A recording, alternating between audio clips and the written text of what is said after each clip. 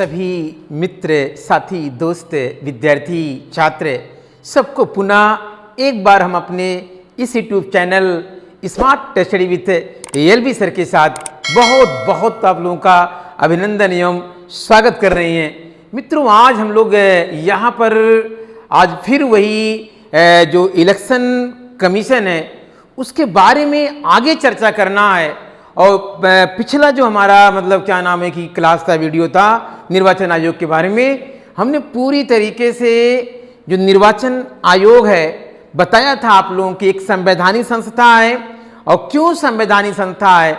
संवैधानिक संस्था विद्यार्थी लोग इसलिए है क्योंकि इसका बाकायदे भारतीय संविधान के आर्टिकल नंबर 324 में क्या है, उल्लेख है। और 324 में उल्लेख होने के नाते जो निर्वाचन आयोग है एक संवैधानिक संस्था के रूप में मान्यता प्राप्त क्या नाम है हो जाता है। तो कहीं ना कहीं, और हमने इसके बाद ये भी बताया था, आप लोगों के सामने रखा था कि भारत में जो निर्वाचन आयुक्त हैं तथा अन्य निर्वाचन आयुक्त हैं उनकी जो नियुक्ति है, क्या है, उनकी जो नियुक्ति है वो कौन करता है? देश का राष्ट्रपति करता है। इस बात को क्या नाम है कि आपको अच्छी तरीके से याद रखना पड़ेगा। और यह भी चर्चा हमारे आपके बीच में ये हुआ था कि भारत में कैसे क्या नाम है कि निष्पक्ष एवं पारदर्शी चुनाव हो। इस चुनाव के लिए 25 जनवरी 1950 को क्या नाम है कि भारत में निर्वाचन आयोग की क्या नाम है स्थापना हुई थी। और इसी नाते 25 जनवरी एक इतिहास में दर्ज है, एक दिवस के रूप में, जिसे आप कहते हैं मतदाता दिवस के रूप में। क्यों मतदाता दिवस के रूप में है? ताकि मतदाता खुल करके, फ्री होकर के, स्वतंत्र होकर के, किसी के प्रभाव में ना आकर के स्वतंत्र रूप से क्या नाम है मतदान करे, ताकि हमारा लोकतंत्र क्या हो, मजबूत हो।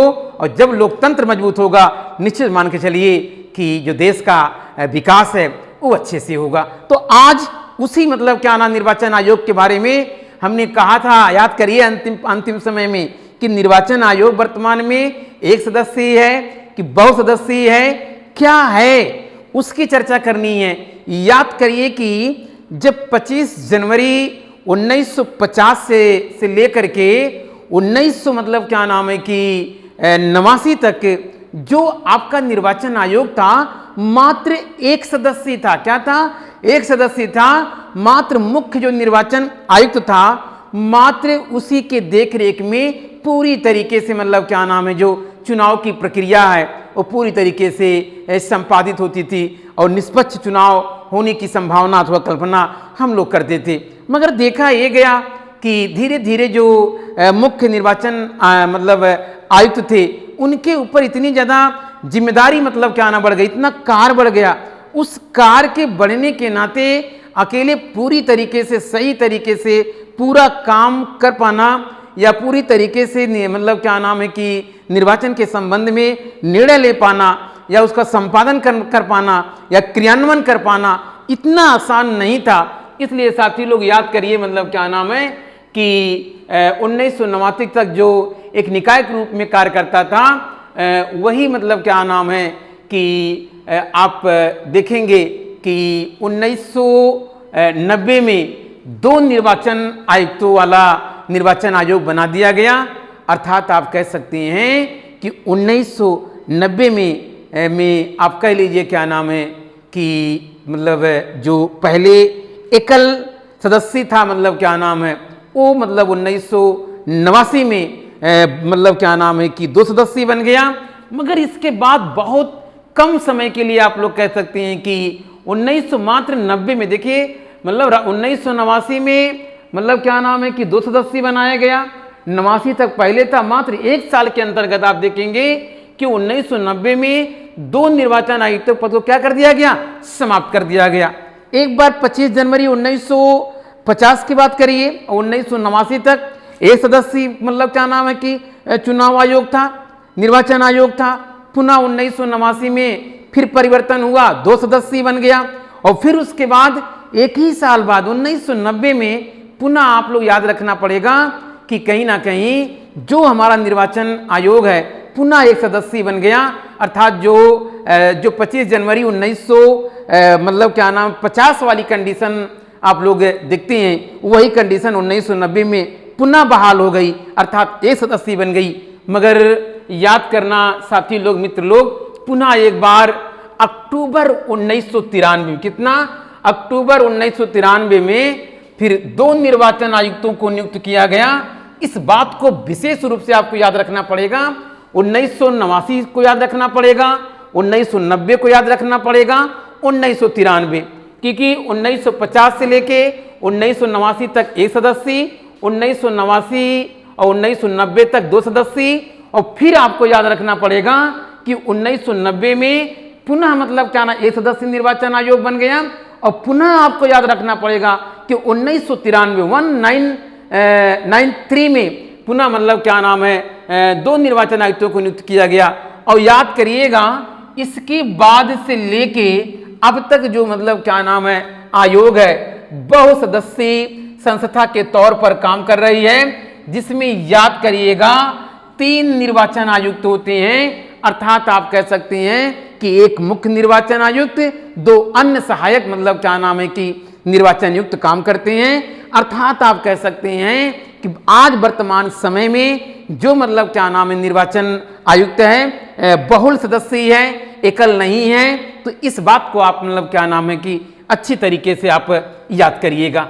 चलिए देखिए, एक बात और है, बहुत बार प्रश्न आता है कि वह कौन सा संविधान संशोधन था जिसके द्वारा जो मतलब क्या नाम मत देने का या वोट देने का या मतलब चुनाव में भाग लेने या कह लीजिए कि जो वोटिंग करने का जो अधिकार था, जो 21 वर्ष से मतलब 18 वर्ष कर दिया गया। तो याद करिएगा, वह आपका संविधान संशोधन नंबर 62वें 62वें संविधान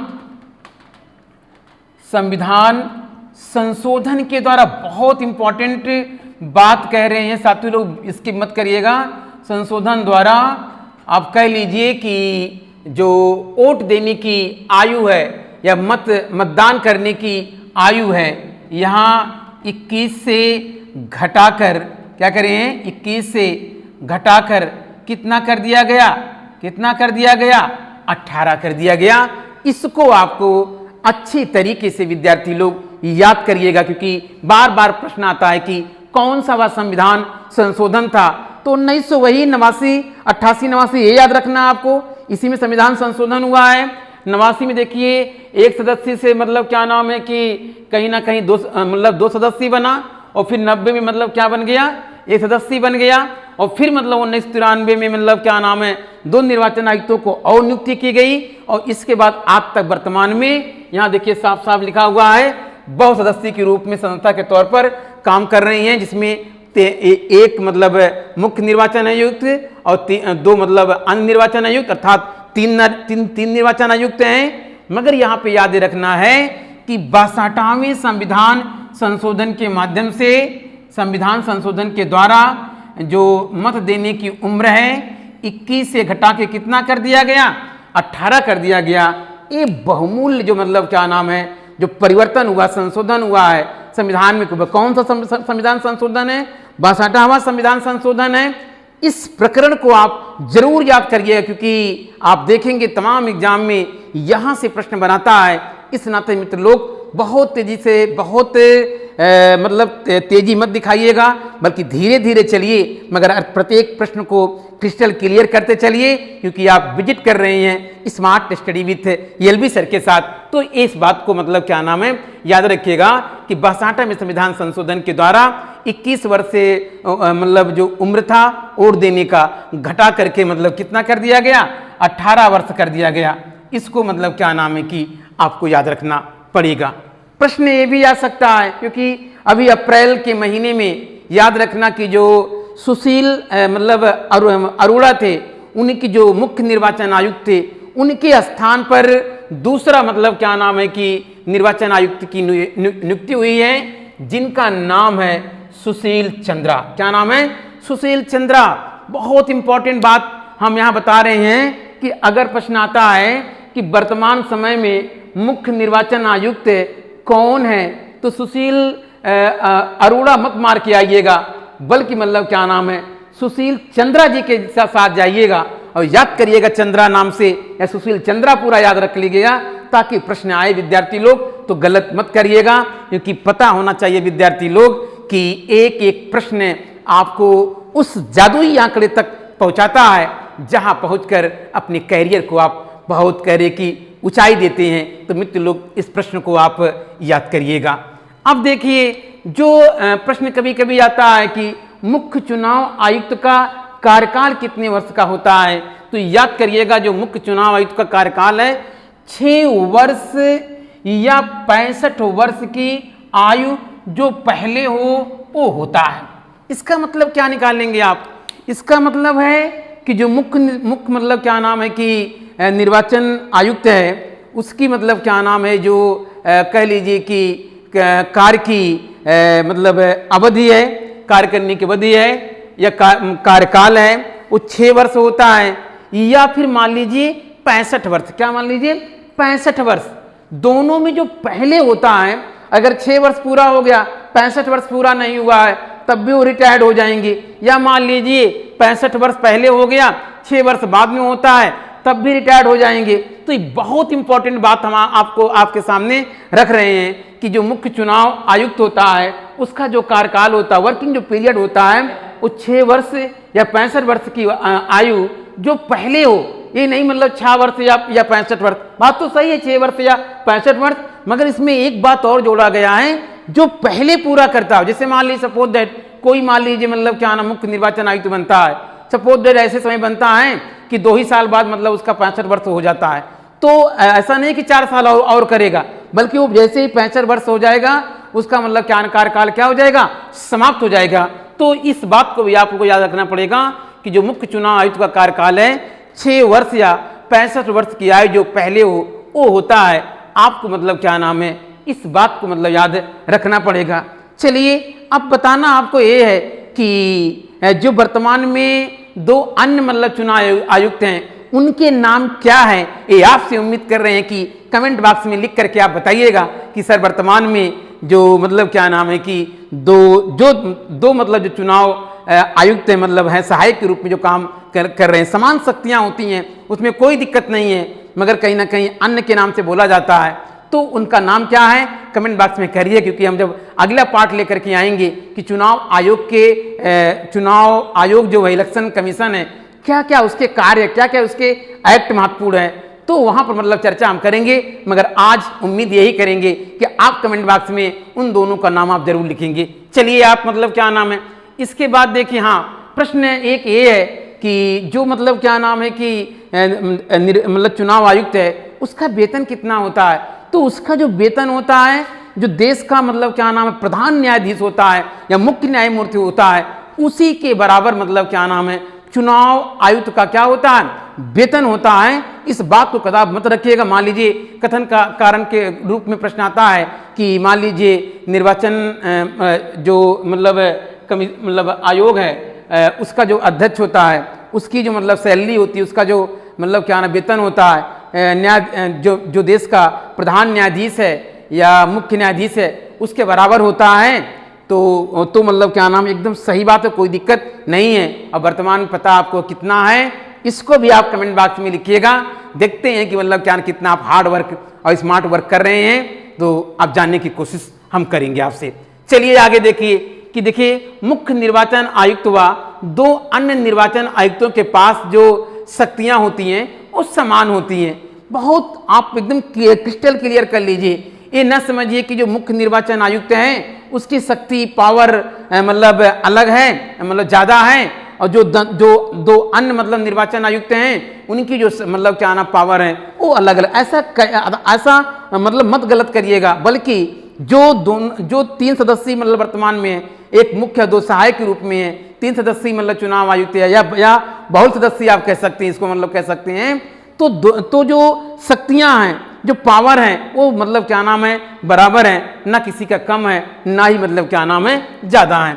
इसके बाद देखिए आगे लिखा है उनके वेतन भत्ते व दूसरे जो अनुलाभ है लाभ है वो भी एक समान होते हैं, अर्थात दोनों के जो मतलब क्या नाम है कि वेतन है भत्ते हैं या अन्य दूसरे जो लाभ है आप कह लीजिए सबकी मतलब क्या नाम है बराबर होते हैं, किसी प्रकार का अंतर नहीं होता है। अब इसके बाद मतलब क्या नाम है, देखिए साफ साफ देखिए आगे जो हमने आपको बताया था कि इनका जो मतलब क्या नाम वेतन होता है वो सर्वोच्च न्यायालय के न्यायाधीश के बराबर होता है। प्रश्न आएगा कि मुख्य निर्वाचन आयुक्त या अन्य निर्वाचन आयुक्तों का जो वेतन होता है मतलब वह किसके समान होता है, किसके वेतन के बराबर होता है, सैलरी के बराबर होता है। तो याद करिएगा सर्वोच्च न्यायालय के जो न्यायाधीश हैं उन्हीं मतलब क्या नाम है कि कह लीजिए मतलब जो वेतन है उनके मतलब क्या नाम है कि बराबर होता है। इस बात को याद रखिएगा।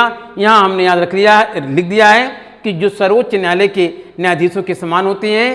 ऐसे कभी कभी क्या होता है कि जो मुख्य निर्वाचन आयुक्त हैं और दो अन्य निर्वाचन आयुक्त हैं, अगर मान लीजिए दोनों के बीच किसी बात को लेकर के विवाद हो गया है, किसी बात के लेकर आपस में टकराव हो गया है, तो कहीं ना कहीं आप देखेंगे कि जो मुख्य निर्वाचन आयुक्त है वह दो अन्य निर्वाचन आयुक्त की अगर कोई विचार हो गया है, विचारों में मतभेद आ गया है, कहीं ना कहीं प्रॉब्लम हो गई है, तो कहीं ना कहीं जो निर्णय होगा वो आयोग के मतलब क्या नाम है बहुमत के आधार पर निर्णय होगा।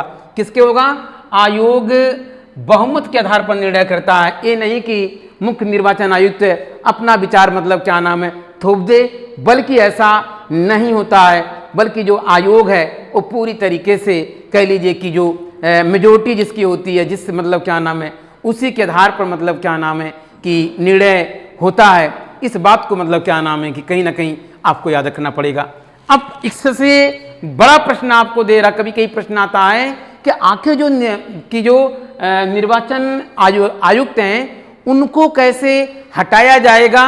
तो याद करिएगा जिस प्रकार से मतलब न्यायाधीशों को हटाने की प्रक्रिया है उसी प्रकार से अर्थात आप कह सकते हैं कि जो मुख्य चुनाव आयुक्त हैं उनको संसद द्वारा महाभियोग पर राष्ट्रपति के द्वारा हटाया जा सकता है। सेम प्रक्रिया जैसे न्यायाधीश की होती है मतलब क्या नाम है कि हटाने की प्रक्रिया होती है, मतलब वही प्रक्रिया मतलब क्या नाम है आप कह लीजिए कि मुख्य निर्वाचन आयुक्त की होती है।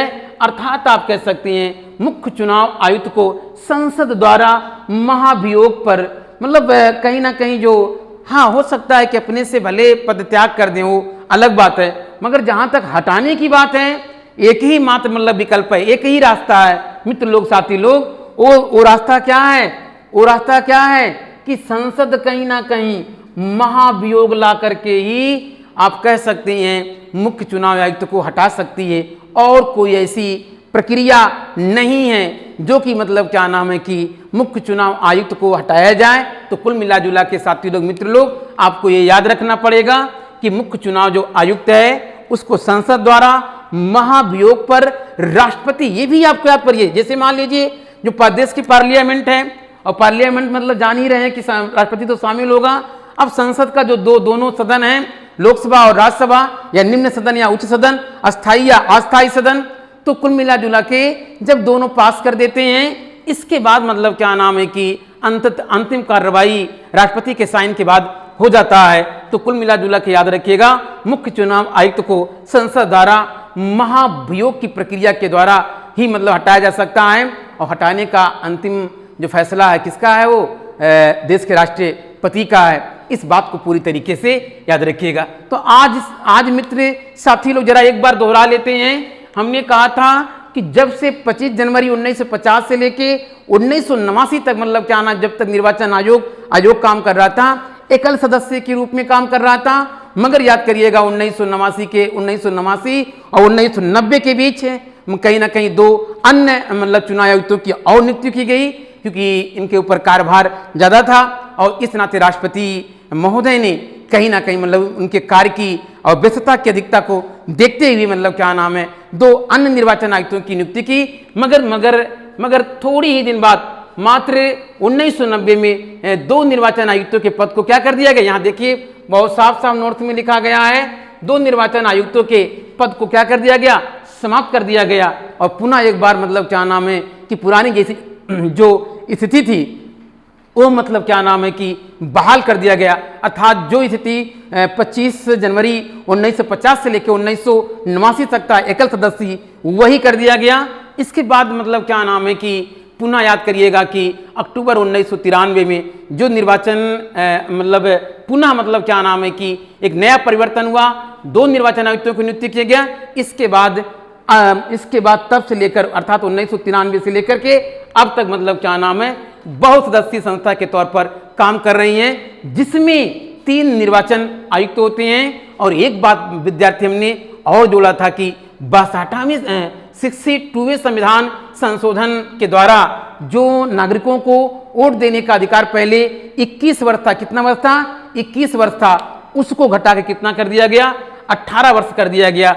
इसको याद रखिएगा। और मुख्य चुनाव आयुक्त का जो कार्यकाल है 6 वर्ष या 65 वर्ष या 65, जो इनमें से पहले आएगा उसके आधार पे वो रिटायर्ड होंगे। इसके बाद मतलब क्या नाम है कि निर्वाचन आयुक्त व अन्य निर्वाचन आयुक्त की जो शक्तियां हैं वो समान होती हैं, साथ ही साथ मतलब उनके वेतन भत्ते या जो अन्य सुविधाएं होती हैं वो मतलब क्या ना समान होती हैं, तथा सर्वोच्च न्यायालय के न्यायाधीश के क्या है? समान होती हैं। अर्थात आप कह लीजिए कि जो सर्वोच्च न्यायालय सुप्रीम कोर्ट है उनमें जो मतलब न्यायाधीश हैं उनके बराबर होती है, न कम होती ना ही ज़्यादा होती है। और ये भी याद रखिएगा कि जैसे उनको महाभियोग के द्वारा मतलब क्या नाम है कि उनके पद से हटाया जाता है, सेम उसी प्रकार से मतलब क्या नाम है कि मतलब कहीं ना कहीं इनको भी हटाया जाता है।